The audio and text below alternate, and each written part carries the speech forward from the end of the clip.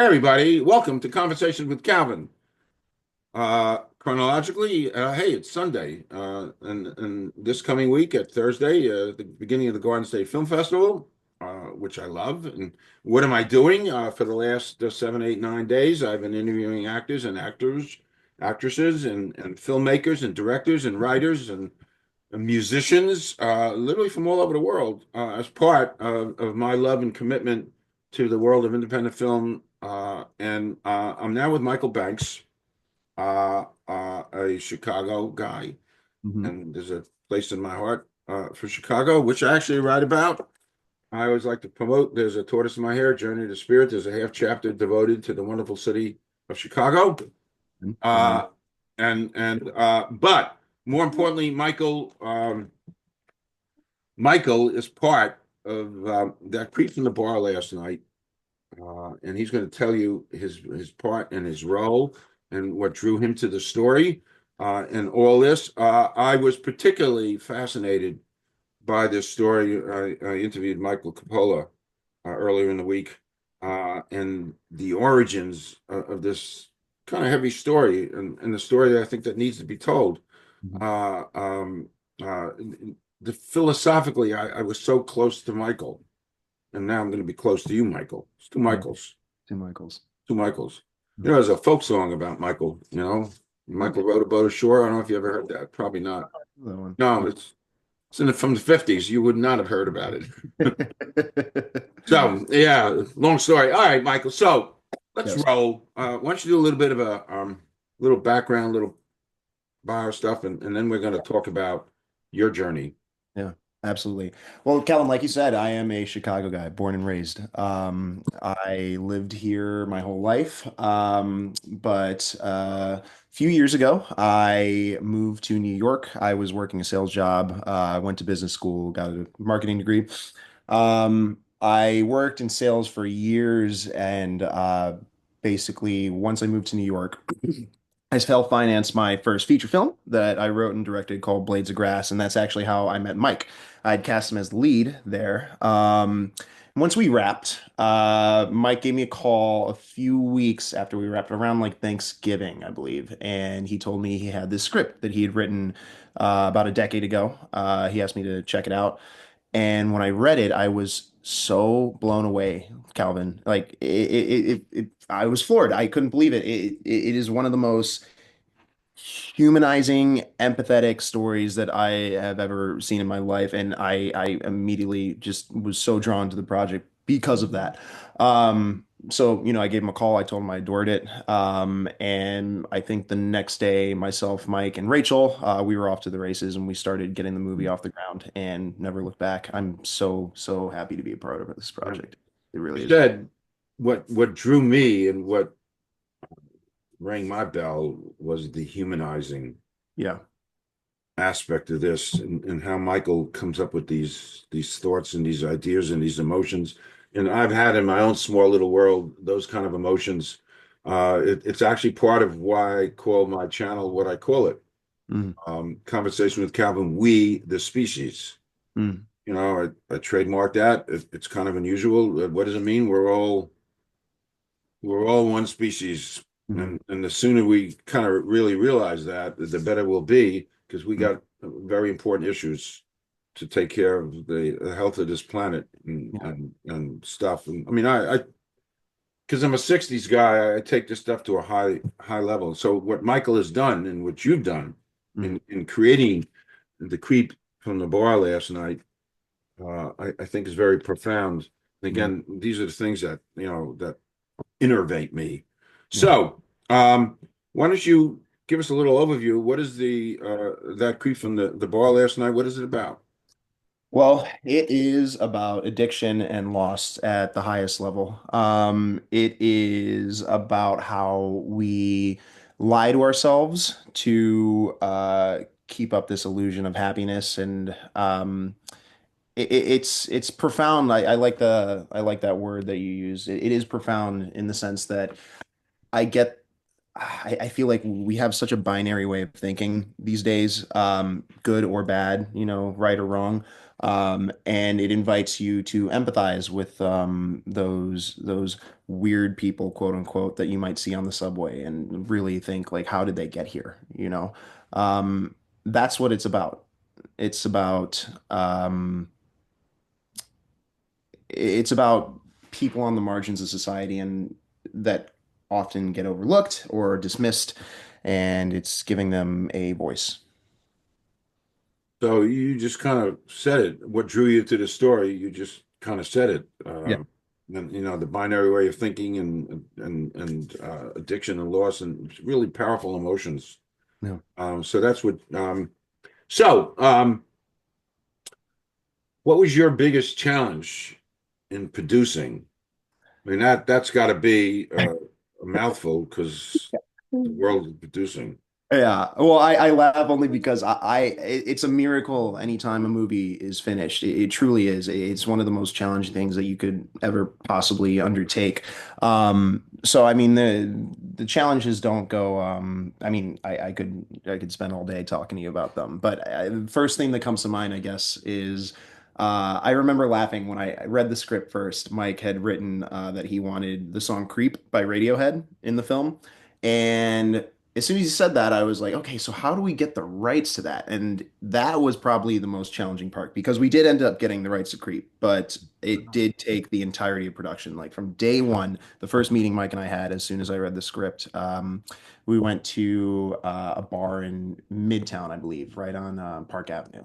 And we were talking about that. And I think from that day to maybe a week before we finished the final edit, we were working with three different agencies trying to get the rights to Creep. It was a lot of back and forth, phone calls, contact switches, negotiations, but eventually we did end up getting that song, which was a huge triumph. I can't even imagine.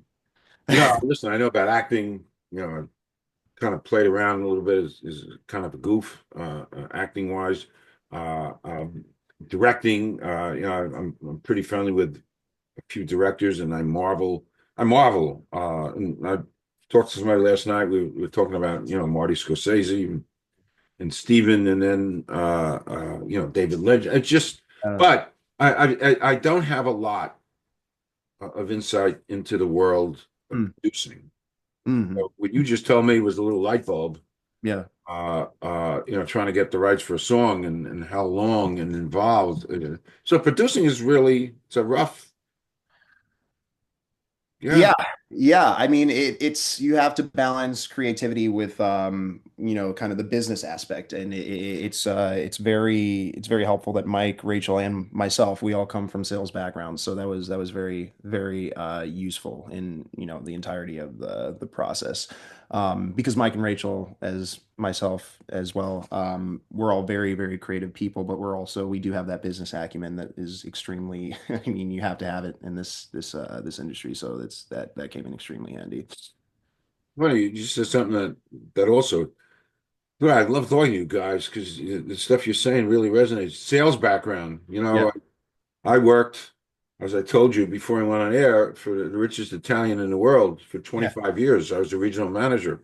I yeah. was a sales guy, and I took 50 courses, Mhm. 50 over the 25 years in the whole thing about sales. What people don't realize about sales, everything you do in life is a sale. You're with a couple of friends. One guy wants to go for Chinese, one wants to go for Thai, one wants to go for Italian, and the sale is made where you ultimately wind up going. Mm. So even interacting with friends, Mhm. it's still a sale. Right. So everything in life is a sale, and that's some of the stuff I learned. So that was so listening to you with your sales background, that's interesting because it's part producing. Yeah. Um, while you're in the production of that creep, anything that surprised you a lot by undertaking this? Um, Surprised me. I would say I think the efficiency that was really what blew me away because I was coming off of my first feature going into this, so I learned a million things, and one of the biggest things that we all agreed on was we wanted to spend 6 months in pre-production and make sure that we had covered all our bases. We wanted to hire not only the most qualified people, but also people that we enjoyed working with, because I mean, that can make or break a project if there's conflict on set. And that really paid off because we spent 6 months in pre-production and it was only an 11-day shoot. That's it. Entire feature in 11 days. And we were so efficient. There were very, very little hiccups. I think the only thing was just weather on a couple days, but even that, we still were able to get the shots we needed. And yeah, it was insane. I just remember how blown away I was by not only how amazing everyone that we worked with was, but also how quickly everyone worked. Everyone knew exactly what we needed to do because we had given those 6 months to plan ahead. And yeah, I think that's what surprised me the most. Which what I'm learning, you invest on the front end, like you invest on the front end, doing the right kind of pre-production, and it pays off ultimately. You talked about the word efficiency. By the way, I don't know if you know if I'm taking notes on what you're telling me. Oh, great. I don't know how Yeah. many interviewers. I never saw Johnny Carson taking notes, but I'm taking Yeah. notes. Yeah. I take notes because I want to, I want to learn this stuff, Right. and I'm fascinated. I mean, I'm learning. You're teaching me. I'm taking notes. So, one quick off-topic question, nothing to do, but I like it. So here's the setup. You don't have to answer it if you, but anyway, excluding family or friends, somebody living or dead you'd like to spend a day with. First name that comes to mind is Orson Welles.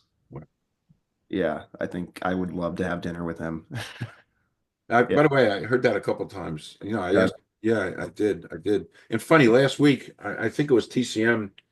It's funny. I watched CNN and TCM. There's basically nothing else. Of course, there's some NCAA basketball going on. I watch, but Citizen Kane was on Mm, this week, so I watched snippets. 10, 15 minutes, and I go check the score of a game, and I come back and just to absorb, yeah. just to absorb him. Um, and I it's need. funny. I watched last night. I do these compresses, and I liked. So I put on I put on Don Rickles roasting Frank Sinatra. Mm, I dipped way back, yeah. into the '70s, and there was Orson Welles on the dais there, and I got a kick out of that. I don't think personally, I don't think enough is said and done about Orson Welles today. I think more, maybe somebody should do a biopic of the guy's life because he went from genius and listen, he battled. Boy, did he battle. I think it was Hearst, who owned the newspapers, who Yeah. he was, his character, and Citizen Kane was based on Hearst. Hearst didn't like that, and so he battled, and that's a great behind the scenes story. There was a great animosity, and Hearst didn't want that movie to come out Yeah. because he felt Orson Welles was going after him, rightfully so. He deserved to have been gone after. But anyway, that was a great thing you It said. was.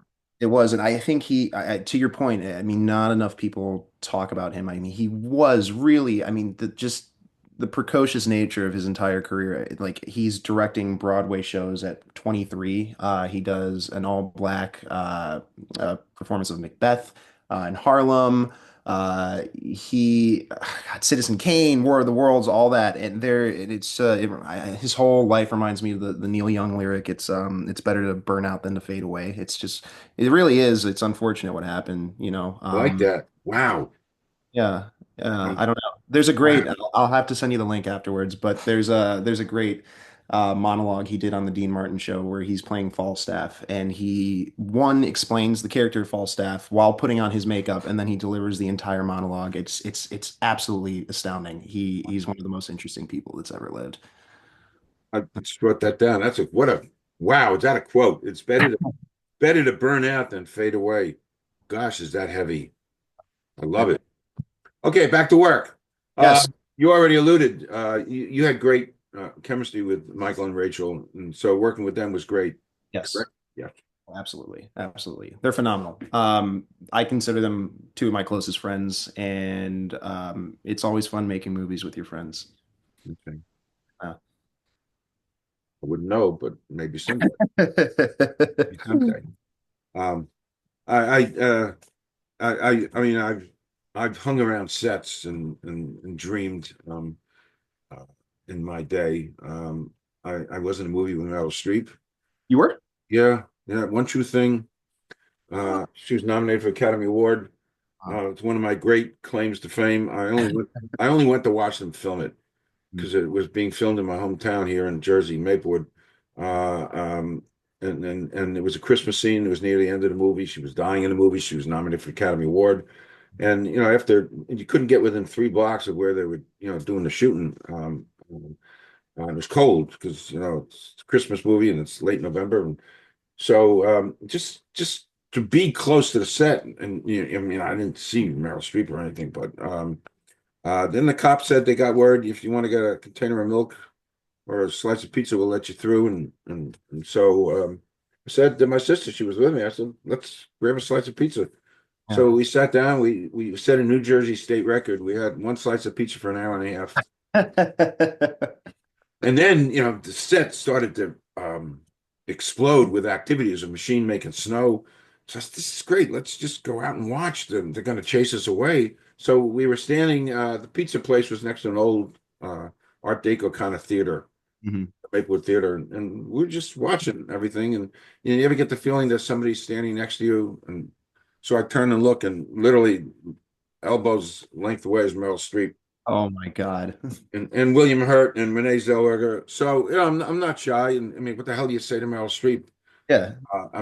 But I turned and said hello, and she's a Jersey girl, so that's a little. Anyway, I just told her how much I admired her movies, and I can't believe I'm standing next to you. I don't even know what to say. I'm for Clem or Bah.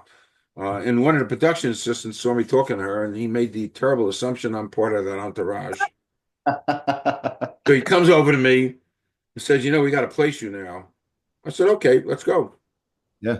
Right onto the set. And he says to me, everything you have to say and do. And I remember an old Richard Pryor movie, and somebody asked him that. And he said, it's been a really long day in the movie. And I said to the guy, it's been a really long day. Tell me what I got to say and do. And I'm in the movie. Biggest scene. I was the biggest thing in the scene because I'm 6'5". It was great. But anyway, moving It's on. like when Kramer got the part in the Woody Allen movie. I don't know if you're a Yeah. Seinfeld. Yeah, Yeah. yeah. Yeah. That's right. That's right. Because they were filming it right near the apartment. Right, right, right. Yes. Yeah. And it That's screwed up the traffic. Oh, yeah, yeah. yeah, I spent a chunk of the pandemic going through Seinfeld twice. Yeah, yeah. Gift that keeps on Twice. giving. Yep. Because it's all relatability, and I marvel. I just marvel uh, at that. I hated the last show, but Hmm. whatever. Um, what do you hope? Two-pronged. What do you hope the audience is going to take from this? And that's important. Uh, go with that first, and then well, Yeah. here's the back part of it. And you just answered part of it. What filmmakers are your biggest inspiration? And you just told me that.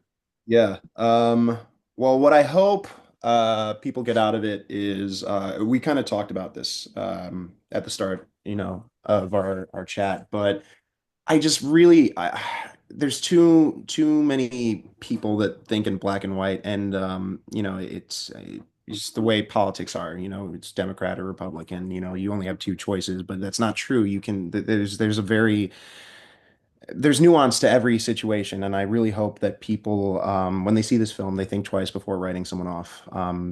And everybody has a story, and there's too much talking in America and not enough listening. And I really hope people, yeah, think a little bit more before they speak, and um, Yeah, I don't know. No one thinks they're the bad guy. They may have biases and hate and rage in their heart, but they have reasons for that. And that may not be a popular thing to say, but it's true. And I think, you just people need to listen more. So that's what I hope they get out of a long-winded way of saying that. No, that's fine. That's fine. And in addition to Orson Welles, role models for you, uh, uh, who are big inspirations to you, Yeah. and producers too. Yeah. Yeah, absolutely. I think God, I could, go on and on and on. Obviously, Orson Welles, huge. John Cassavetes is like the North Star for independent filmmakers. So he's, a hero of mine.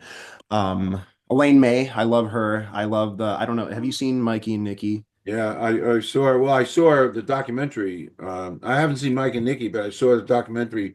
Elaine May.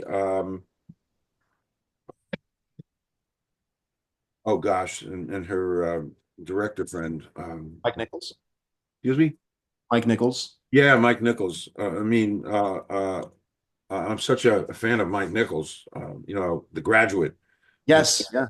Yeah. my goodness, that was such a state of the art film, and his life. And so there's a documentary. I love documentaries, and I watched. There was Elaine May and Mike Nichols. There was a documentary about their collaborations and their Yeah. working together, which was off the charts. Their comedic stuff they did together long before. I think long before he was directing. Mhm. He was working with Elaine May, and they were doing some comedy, stand-up comedy, and just brilliant. The two of them. Yeah. No, they got their start in Chicago too, which is pretty cool. Was that Second City or yes, no? I don't remember exactly. I know they got together. I think, God, I have to double check. But I know they got together here in Chicago before they moved Yeah, out to New York. yeah. Yeah, yeah. I don't know. But she's terrific, and I bring up Mikey and Nikki only because she's very much um, uncompromising when it comes to her art. I forget the exact figures, but I know the studio wanted Final Cut over Mikey and Nikki, and she literally took the reels from that film and hid them all over Hollywood, holding them hostage until they gave her Final Cut. Eventually, they were like, "Okay, whatever, yeah, fine, you do whatever you want."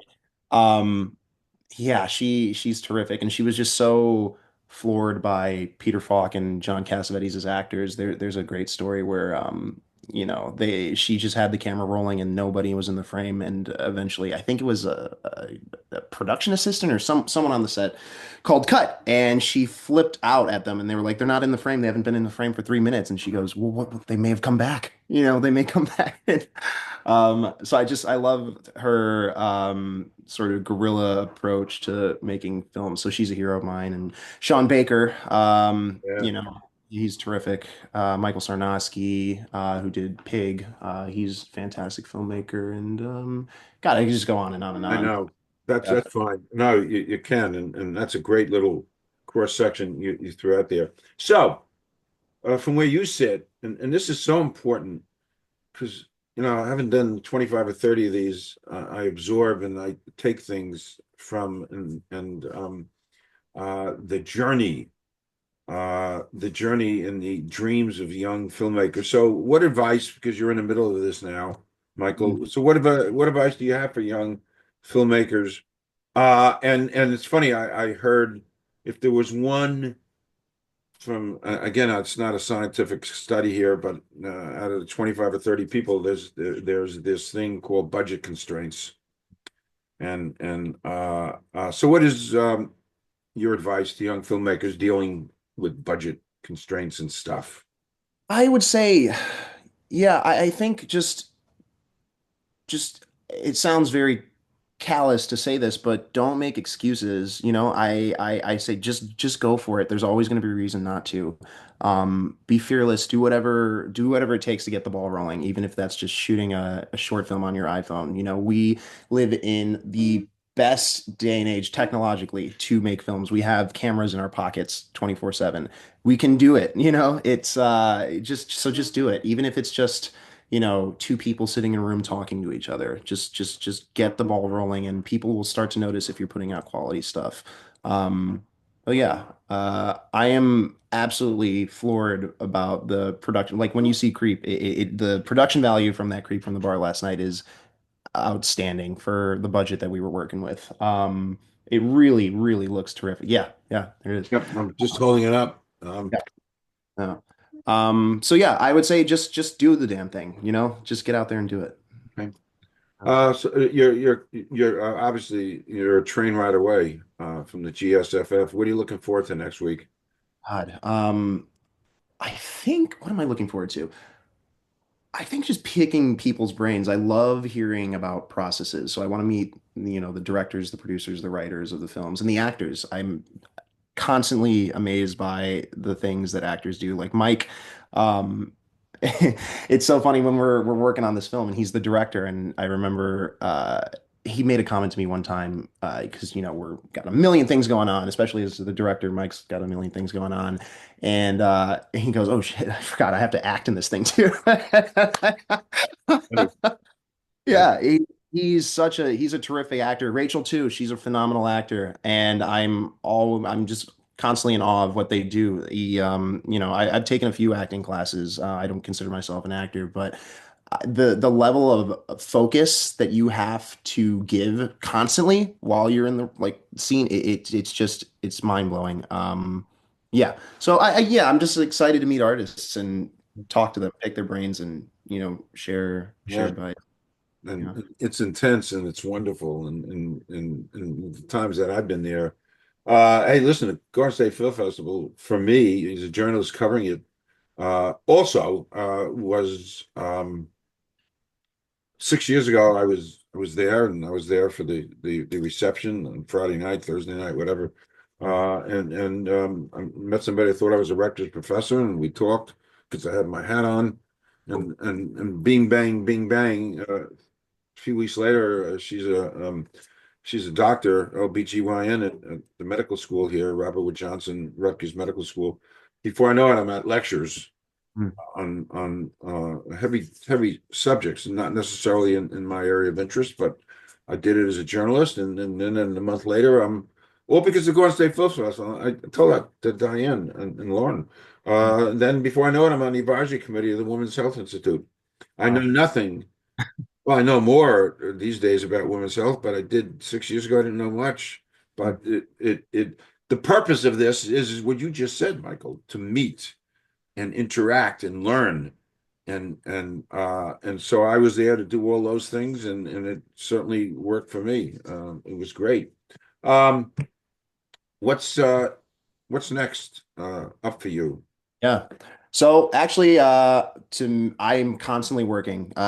If I'm not on set, I'm writing. And the next script that I will be directing, we're currently developing it. So that's what's next. We're Great. working on a picture that we are planning on shooting in the summer of 2026. So yeah, right now it's just a matter of getting more of the financing, starting to cast and hire crew members, and we should be off to the races by next summer.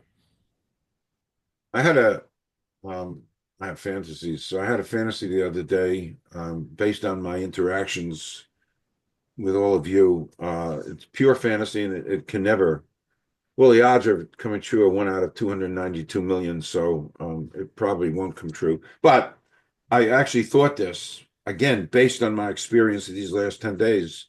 So I bought a Powerball ticket. Mm, And I said to myself, if I win this, I'm going to take a chunk of this and put it into a place where young filmmakers mm, can can come for financial aid. And I want to express this more because there's a lot of rich people out there, and nobody needs to have 200 billion. And right.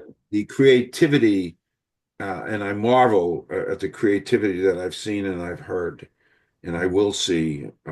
It's beyond. So giving you amazing people a couple of bucks to harvest Yeah. this creativity is one hell of a nice thing to do, and it's so easy to do, and it could affect so many different lives, including the people who are going to make the films and the people who are going to see the films. But anyway, that was my fantasy. Yeah. I just shared it with you. I shared it once last night. Of course, it won't happen, but if the gods, yeah, you never know. You never know. One more question. You alluded to it when you said Sean Baker. So I watched Academy Awards 2 weeks ago, and it blew me away being an indie author. Mhm. So I'm an indie author, no agents, no nothing. What blew me away is that Honora basically won everything. Yeah. The top three out of four major awards they won. And indie film, $6 million budget in the world of Hollywood, that ain't much.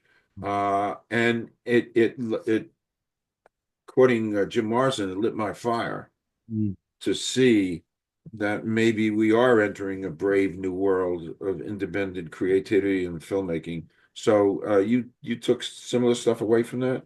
Oh my God. I mean, Sean is a hero of mine just for just remaining steadfast for 30 years and finally getting his flowers, the other night at the Academy Awards. He Yeah, I took a lot away from that. I think, what I was saying earlier about, advice for younger filmmakers, just, do whatever it takes. Don't, he said in an interview one time, Sean Baker did, that after he did a movie called Starlet, which is really great. He was under the impression, he was thinking, oh, this will be my big break. I'll, get whatever money I need for this next one. And it didn't end up happening. He actually had a smaller budget for his next film. So what did he do? He shot his movie on an iPhone and came up with Tangerine, and used the money that he had for sets and, paying the actors and whatnot. And that ended up being his breakout film. Ironically, that was the one that got him the most attention. And yeah, he's a hero of mine to say the least. I think he has great advice, which is just keep putting out quality work, remain consistent. Someone's gonna notice eventually. Just keep doing it. So yeah, yeah, yeah. No, that's a great way to wrap. This is a wrap. You're great and fascinating, and illuminating and inspirational. I've got a full page of notes from talking to you. Even though I'm supposed to be interviewing you, I'm learning, and that's what it's all about. So thank you so much, Michael. Only wishing you good things. Officially welcome you to come back here. I sit in this chair 12 hours a day, and, Mhm. I wear out arms of chairs. So come back in any shape, way, form, panel, whatever. I'm here, extremely loyal, and I wish you good luck next week. Thank I you. appreciate you. I'm excited to meet you next week too in person. Yes, there's a one of my favorite sports movies. I remember the Titans. One of the taglines with Denzel Washington, one of the taglines, the kid said, "We're mobile, agile, and hostile." So Mm, I'm now mobile. I had some knee problems, and so I didn't make it the last year or two. But I'm mobile. it is. I don't know about the agile and the hostile, but at least I'm At mobile. So least so. yeah, looking forward. I'm just going to stop recording. Don't leave. We'll just do a quick wrap. Thank you so much, Michael. My pleasure, Calvin. Thank you for having me.